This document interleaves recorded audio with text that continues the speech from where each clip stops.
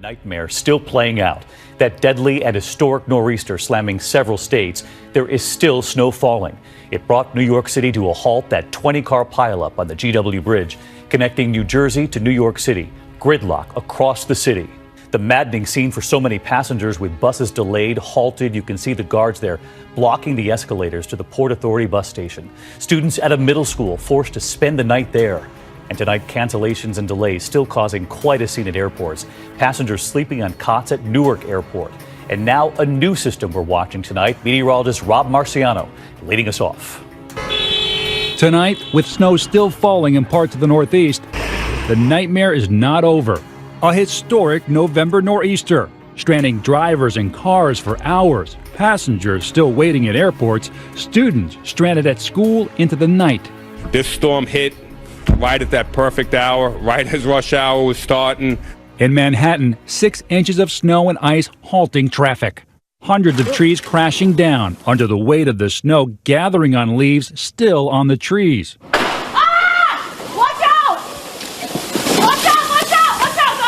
Blocking roads, crushing cars. I just heard a crack.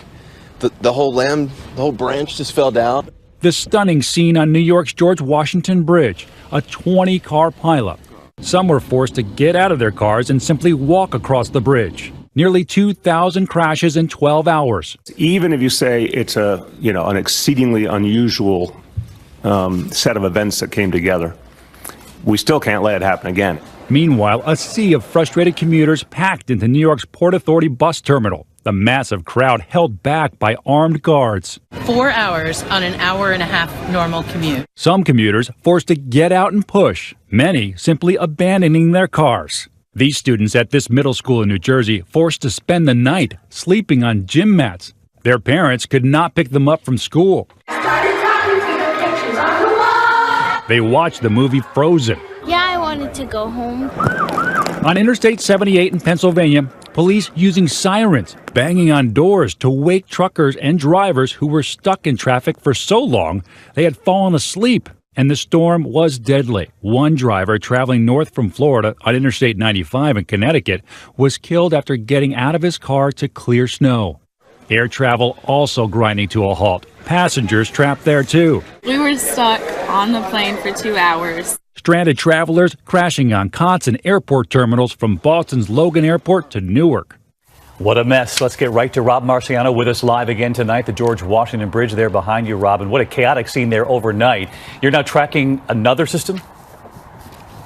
Yes, we are, David. We're not quite done with this one, which quite frankly outperformed our forecast. It's now spinning off the coast of Maine and spiraling snow bands around northern New England and North New York. But other storm you talked about, we've got winter storm warnings posted now for Wyoming and North Dakota, kind of a two-pronged system that will bring snow to the I-80 corridor and also snow through Minneapolis, Chicago, reaching into the areas that got some ice earlier this week, maybe 2 to 4 inches. Behind that, wind chills will be below zero. Some of that cold air will get to the east next week.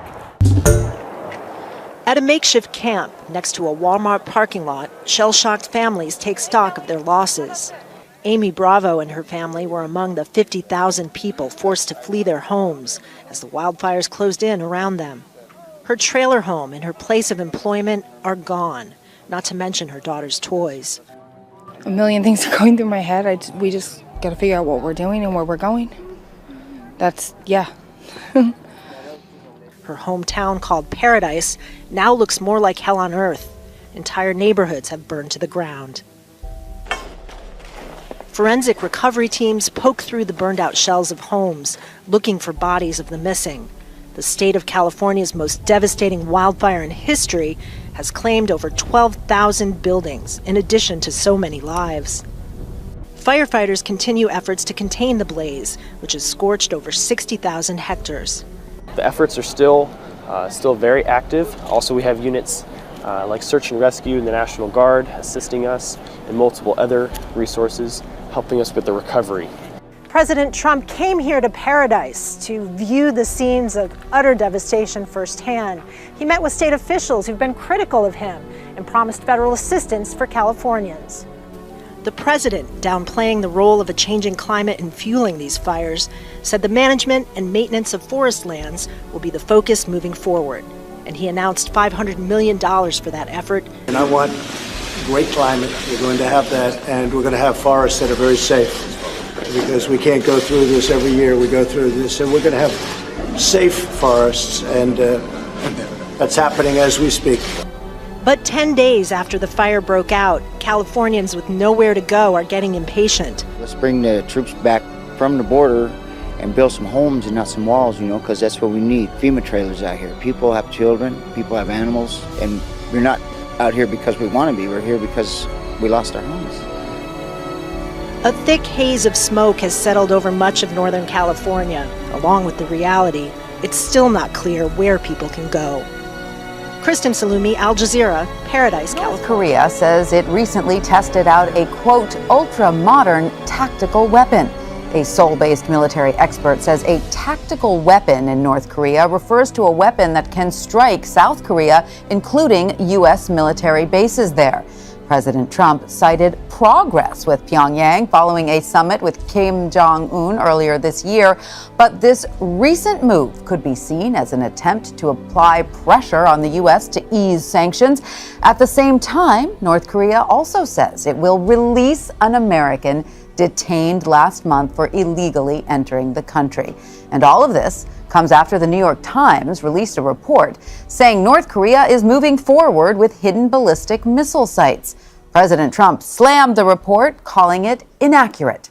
Isaac Stonefish is a CBSN contributor and a senior fellow for the Asia Society's Center on U.S.-China Relations. He joins us now. Hi, Isaac. Thanks so much for being with us. Let's start with North Korea testing this, quote, ultra-modern weapon. Is that just code language for some sort of nuclear missile? It's certainly code language for something. It's probably something related to a nuclear test or a missile test that North Korea decided to be coy about because they wanted Trump to continue to be able to say, oh, North Korea has not tested any nuclear weapons, has not conducted any missile tests. We just have this ultra-modern test for a different kind of weapon. And at the same time, it's almost as if they're talking out of both sides of their mouths, because at the same time, they're releasing an American detainee. Exactly. They're trying to say, okay, we're still here. We still have a lot of weapons. Our weapons are getting larger and more ultra-modern. And we know how useful American detainees are as bargaining chips. So we're showing that we're willing to negotiate by releasing this one. So how should we interpret all of this? Is this just an attempt on the part of North Korea to say, hey, don't forget about us. We were moving forward. You were supposed to get rid of some of these sanctions, and we're stalled. North Korea is an incredibly poor, isolated nation of 25 million people. This is the United States. I think the United States clearly has other policy priorities, and this is a way for North Korea to say, hey, we can still cause some damage if you continue to overlook us. Right, but it does cause some issues for the White House and President Trump, because if Pyongyang is continuing to test missiles, unknown sources, but ultra-modern missiles, that does seem to go against President Trump's argument that the recent summit released an agreement that Pyongyang would no longer test these sorts of missiles. Trump has staked some of his foreign policy legitimacy to his ability to make a deal with North Korea and to keep America safe from North Korea. Now, North Korea wasn't really a threat to North America to begin with, but this is part of Trump's narrative on this. And I think both North Korea and Trump would love to have another summit. They both have publicly talked about doing that. And Vice President Mike Pence did say there will be another summit between the two world leaders in 2019. So does that increase the pressure on something positive coming out of this meeting? I don't think it increases the pressure on something positive coming out. I think what it does is North Korea trying to get a better seat at the bargaining table, and it's unclear how the U.S. will respond. And I think Pompeo is growing increasingly frustrated with the lack of progress here, but we'll see. And what do you make of the New York Times report showing that these missile sites are continuing to operate? I think that North Korea has never promised to stop operating its missile sites, and I think the way that Trump painted the picture that, oh yeah, we've solved the North Korea problem was way too early and way too glib for him. So it's really not surprising to see North Korea continue to develop these sites. Right. Now, as we were saying earlier, President Trump made a big deal that tensions are now lower between the U.S. and North Korea than they were in 2016 and early 2017, which is true. Should that be considered an accomplishment in and of itself, simply the lowering of tensions without any real tangible diplomatic results? This depends on how generous you're feeling. I think he certainly did lower tensions. He gets credit for that. I think the worry is that he gave up too much, and there's a lot more that he could have gotten from North Korea, actual concrete steps towards denuclearization. Instead, North Korea got this big win. It got a meeting with the sitting U.S. president, got legitimacy, and the U.S. hasn't gotten much in return except for reduction of tensions. Right. And finally, what do we know about this American detainee that is being released?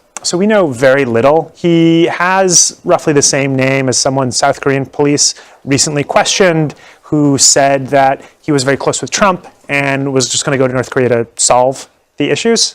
So unclear if that's actually true. More reports will come out. North Koreans say he's affiliated with the CIA. That's also probably not true, but we'll wait and see, and it's good that he's hopefully on his way home. I'm sure he's very happy to be leaving North Korea. Isaac Stone-Fish, thank you so much for coming to see us. In the Middle East tonight, 8 people are dead after a significant flare-up of violence between Israel and those living in Gaza. Charlie D'Agata is in the Israeli city of Ashkelon near the border with the Palestinian territory tonight. Israeli airstrikes lit up the sky over Gaza in an escalation not seen here since 2014. Retaliation, the military says, for more than 460 rockets and mortars fired from Gaza into Israel. Hamas and the Palestinian Islamic Jihad made a deliberate decision to try to maximize damage inside Israel and to kill Israeli civilians. Gaza has been under the control of Palestinian Islamist Hamas since 2007 and stepped up attacks after an alleged botched Israeli commando mission inside Gaza left 1 Israeli officer and 7 Palestinian fighters dead. The southern Israeli city of Ashkelon is just 8 miles from Gaza, making it an easy target. This is what it looks like when one of those random Hamas rockets hits an Israeli house in an ordinary neighborhood. It blew a hole in the living room wall where a woman was watching television when she heard the siren. She begged her son, Dor Bainey, to come with her to a reinforced safe room. That used to be your bed. Yeah, that used to be my bed, as you see. It may have saved both their lives. Just 2 minutes before the explosion, he was in the shower. Yeah. That's the, I don't know, it's my luck. It's a pretty close call. Yeah, that's a close call, exactly. And this is what Palestinians in Gaza were facing today. Widespread destruction after the Israeli military targeted 160 sites. While Hamas announced a ceasefire today, the Israelis aren't ready to go that far. The cabinet ordered the military to continue operations as necessary, but stopped short of calling for a new offensive. Jeff? The monitoring group says U.S.-led coalition airstrikes in Syria have left at least 43 people dead. The Syrian Observatory for Human Rights says 17 children were among the victims. The UK-based group added that the attacks targeted Deir ez-Zor countryside in eastern Syria. U.S.-led coalition carries out regular air raids in Syria under the pretext of targeting Daesh terrorists. However, there have been many reports of civilian casualties on the ground. The coalition has acknowledged direct responsibility for over 1,100 civilian deaths in Syria and Iraq since 2014. But rights groups say the number of civilian victims is much higher.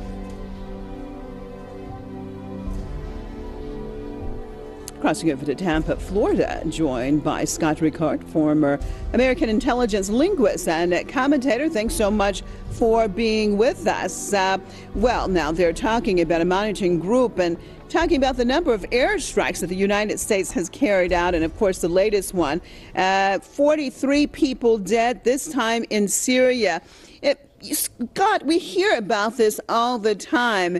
But it doesn't seem that anything gets taken care of, and Washington just continually continue doing what it's always doing. What has to happen to stop this in order for them? They're just basically going to other countries and doing at will what they want to do. Well, to stop this, I think the first thing that needs to happen is people need to be made aware of the activities, and they need to get clear information. Unfortunately, the U.S. media and most Western media has been silent, not only about Syria, but certainly about Yemen as well. And these environments, the U.S. is setting records on the number of bombs that they're dropping per year.